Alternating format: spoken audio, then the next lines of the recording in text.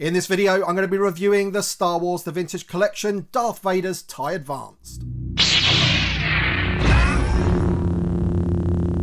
Hi there Star Wars collectors, and welcome to another Bosk's Bounty video. And as I mentioned in the intro, I'm going to be reviewing the Star Wars The Vintage Collection Darth Vader's TIE Advanced, also known as Darth Vader's TIE Fighter. And man, does it look glorious in that Kenner style box with the double racetrack design. They've even got the Darth Vader's helmet there for a big nod to that Kenner packaging, and I cannot wait to get my hands on this vehicle. This has been at the very top of my list of most wanted vehicles for the Vintage Collection, especially when we're talking about the original trilogy. So I cannot wait to get this thing open and take a look. But as always, we will be taking a look at the packaging really quick. So if you do happen to enjoy the video, hit the like button down below, subscribe if you are new, and let's get into this. All right then, so here is the front of the box. And as I mentioned, we've got the double racetrack design with the Darth Vader's helmet there, which is definitely something that Kenner did back in the day for the Darth Vader's TIE Advanced. We've got the Kenner logo in the bottom left-hand corner there. Bottom right, you've got exactly what you're getting in the sets. You're getting the ship itself, a figure on card of Darth Vader, and also this swappable piece to make the wing look damaged. There's the card back for Darth Vader that we're getting. I do believe that it is a straight repack of the Darth Vader that we've already had on that A New Hope card. Top of the box there, we've got the Star Wars logo, Darth Vader's TIE Advanced in the big bold white lettering, and also an image of the toy itself there, looking awesome. And I just love the pinks and the purples that they're using. As I said, very, very much like the original Kenner packaging. One side of the box has two close-up images of the cockpit. One from outside, you can just see Darth Vader sitting in there, and also one from inside looking down, so you can see his little control panel there, which is pretty cool. On the other end of the box, we've got another two images there. One of Darth Vader standing outside the TIE Fighter, and then also another one just demonstrating the swappable wing there. So part of the wing is swappable. You've got the damaged version, which is currently on the TIE Fighter, and then you've got the undamaged version, which is fully swappable. And it'll be very interesting to see how sort of seamless that is when we look at the toy itself, and of course how good that battle damage looks. Back of the box is very much like the front of the box, except for the fact we've got the Vintage Collection logo down in the bottom right hand corner. Nothing's wasted on the bottom of the box either. We've got another really nice image there of the TIE Fighter with three stormtroopers standing outside and Darth Vader sort of standing up in the cockpit there, which looks pretty cool. All right then guys, so that is the packaging. So I'm going to go ahead and open this up and we'll check out the contents. And in case you're wondering how it's been packaged with inside the main box, this is the cardboard insert. The TIE Fighter itself is nicely secured. You can just see the wings underneath there. Just got to try and work out where the figure is, obviously hoping that that is not damaged at all. The toy itself is pretty heavy, so hopefully it's okay. All right, so the wings themselves are packaged in sort of little plastic bags, which is good to keep those nice. The main body of the ship itself wasn't, but that's fine. And then also the two pieces of the wings there. There's the damaged version, and underneath we've got the undamaged version as well. So we will check all of that out. And here's the wing with that missing piece, if you like. So yeah, as I said, it will be interesting to see how seamless that looks once it's all set up. But first of all, let's take a look at the carded figure that was included with the TIE Fighter. It is an unpunched card, beautiful card back, this one, with like a pink coloured name pill and panel behind the figure itself. Awesome image of Darth Vader there. I'm trying to work out what that image is. Is that image of him just before he talks to the TIE Fighter pilots, or is that in the briefing room? I can't really tell. Let me know in the comment section below where that image is from, but it is an awesome image of Darth Vader. And also, because this figure is a complete repack of the Darth Vader that we already have, I'm not going to be opening this figure. This is one of the first times that I have not opened a figure that's included in one of these sets. I just do not think it's really worth it. VC334. I mean, it's a great Darth Vader. It's obviously based on the Dark Times Vader that we got from the Obi-Wan series, just adapted for Star Wars A New Hope. But to me, it looks identical in every way to the the Darth Vader that we got on the Star Wars card. When was that? I think that was 2024, wasn't it, that we got that?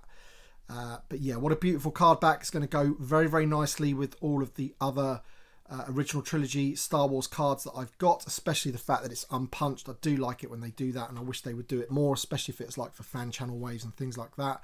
VC334, as I mentioned, beautiful card back. It's going to go straight into an acrylic case and on display. Alright then, let's take a look at the TIE Advance itself without the wings on to begin with, so we can take a good look at some of the details of the main body. You can see there that you can look right into the cockpit there, and it's going to look even better once you've got a Darth Vader figure sitting in there. You'll also notice that it has painted on missiles. These do not fire or remove or anything like that. There are no play features for this TIE Advance whatsoever, except for the fact that you can swap out that damaged wing, which I think is a pretty cool addition. Something that I definitely did not expect them to do when I sort of imagined what they would do for a Darth Vader's TIE Fighter. Also, when it does come to the wings, there are no buttons to press to make them fall off, which I actually think is a pretty good thing these days, because as we know with previous TIE Fighters, the wings droop a lot or they end up just falling off in some cases. The springs never seem to hold that well. So as I said, there is no buttons here to press to sort of eject those wings, if you like. But as we know, Darth Vader's TIE Fighter didn't really do that. It had the damaged wing and sort of spun off, which has been included in this particular model. But just showing you some of the sort of sculpting work on here. Now, I remember the designers saying that they did have so many points of reference to get every sort of detail, that they could from Lucasfilm. And I think they've done a pretty good job with all of the intricate sculpting work that we have here. And you'll also notice the sort of hatch for the TIE Fighter lifts up like this. I think with the Kenner version, it's sort of split in half and open that way, but it opens up like that. And in a minute, we'll get some light in there so we can take a look at inside that cockpit. But I just wanted to show you some of the details. Now, obviously, there isn't going to be any sort of like paint applications or anything. It does really remind me of like a studio model or prop, which is I think what they were going for. And also I think in the film, Darth Vader's TIE Fighter didn't look like the Millennium Falcon. It didn't really look beaten up or anything like that. It didn't really have any sort of need for weathering too much, but I would still say that it is quite plain. But of course I think that's what it's meant to look like. But look at some of the details even on the bottom there. And again, this is some of the references that they got from Lucasfilm to get this absolutely perfect. That's just where the wings are going to go. And we'll get some light now and see if we can get a good look inside the cockpit. Alright, so I'm going to go handheld for this so we can get a good look inside the cockpit area there. And as you can see, his little control panel and also the seat. Now, unlike other versions of TIE Fighters where the whole sort of seating mechanism comes out and then you're able to put the figure in and then drop that seat back in, this does not do that. That seat is firmly in place. It's like sculpted in. And as you can just see, if we can just turn around, we can just see some of the other details that are going on inside the TIE Fighter. So you've got some decals on the side there. And if we can just see there on the other side, we've got some more as well. There we go, get some light in there. And then if we turn it around, we can just get a good look at that seat, which has got like a silver sort of trim to it, which is pretty cool. So all in all, a pretty basic interior for the cockpit, but at the end of the day, you're not really going to be seeing in there too often. And also you didn't really get to see it too much inside the movie either. You only really saw like front on view of Vader in his TIE Fighter. So just taking a closer up look at the hatch here, you can see you've got some other greys going on and also some tiny little writing, which again the designer did mention. And if you're able to see it close enough, then you might be able to sort of translate it. If I can get in there, there you go. But yeah, I mean, some of the details, you can just look at this sculpting work on the TIE Fighter itself. Pretty cool. Moving on to the wings of the TIE Advance. Of course, this is the wing that is all in one piece. And as you can see, there's some nice sculpting work going on, even on the inside of the wings. This has a lovely texture to it. And the plastic for the wings just feels ever so slightly softer than the plastic used for the main body of the ship. But yeah, some of the details that you can just see there, but very basic at the end of the day, but still screen accurate. Here's the wing with the missing piece. Exactly the same as the other wing, except for the fact obviously that we're missing the piece. And then if we bring in the missing piece here, we've got this piece there. And you can just see how that's going to attach. And now we'll take a look at the battle damaged version. So once again, exactly the same connectors as you would expect, but this one's got the battle damage, and I actually think that they've done that really, really well. It really does look like battle damaged metal. And then if we look at the other side there, it's all like bent out of shape and melted. Yeah, I think they've done a really good job with that. That's going to look cool. I haven't really decided how I'm going to display mine yet, but I'm probably moving towards the sort of, you know, undamaged version. But I still think this is a pretty cool piece to include, you know, just to give you that option really. But yeah, we'll have a look what it looks like when it's all connected together. Okay, so this is the wing that has the swappable panel, and I would say that it was pretty easy to put this in place. And I'm just going to see how easy it is now to take it out. So it's pretty easy. I think the best way to do it is to actually put this side in first, like so, and then push this down like that. And it ends up being pretty seamless. So that's the undamaged look. Yeah, and from all directions, I think that looks pretty seamless to me. That looks pretty good. In terms of connecting the wings to the body, you want to make sure that the damaged wing is on this side of the ship. They won't connect otherwise. Now, I would also say that once you've got them connected, they may not come off again. And I don't really want to try and force it. I have tried to sort of remove it, but you'd have to use a bit of force to do that. And I don't really want to be doing that with any more force than I have already been doing it, because I don't want to break it. But there you can see what it looks like with one of the wings on, and now we're going to attach the damaged wing. You can just hear that little click there, and there it is in all its glory. Absolutely fantastic.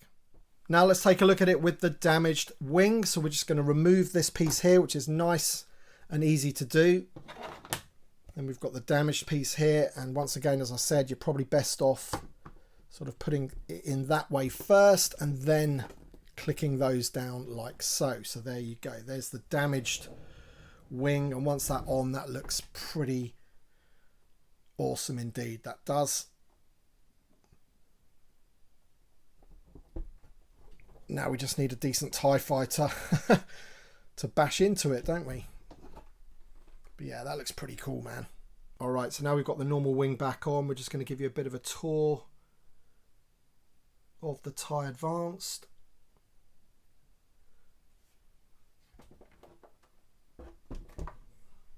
There's those wings.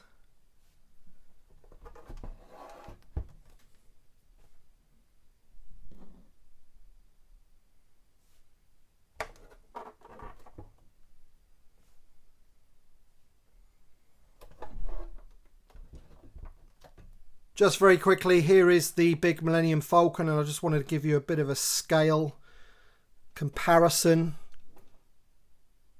So there you go, there's the TIE Advanced compared to the big Falcon. Alright then, so I think the final thing to do is have Darth Vader himself flying his TIE Advanced. Now, I feel that I'm going to take his cloak off, so when you see him in the movie, I kind of feel that you see him like that with, you know, just his tabards coming down basically. And also I think he's going to sit better in the seat without that, so I'm just going to pop the head off, take the cloak off, and then sit Vader in like that. I much prefer him looking like that. So let's get him flying his ship. All right, and there you have it. There is Vader in his seat, looking pretty cool. I'm not too sure if we're going to be able to get a view of him. There you go. That is awesome.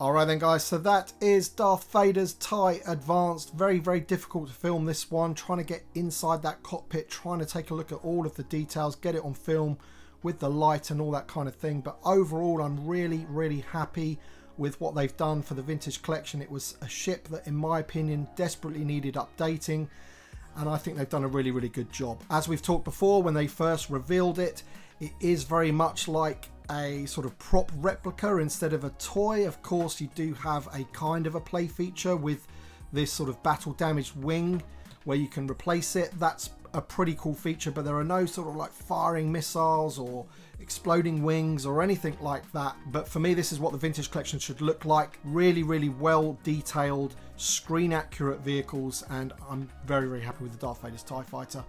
Now I've got to just try and work out where I'm going to put it, because my room is pretty full, but 100% I will be making room for this awesome ship. But there you go then, guys. Let me know your thoughts in the comments section below. Thank you so much for watching this video, and thank you to my Patreon supporters and channel members. As always, your support means a great deal to me, so thank you so much, and we shall see you on the next one.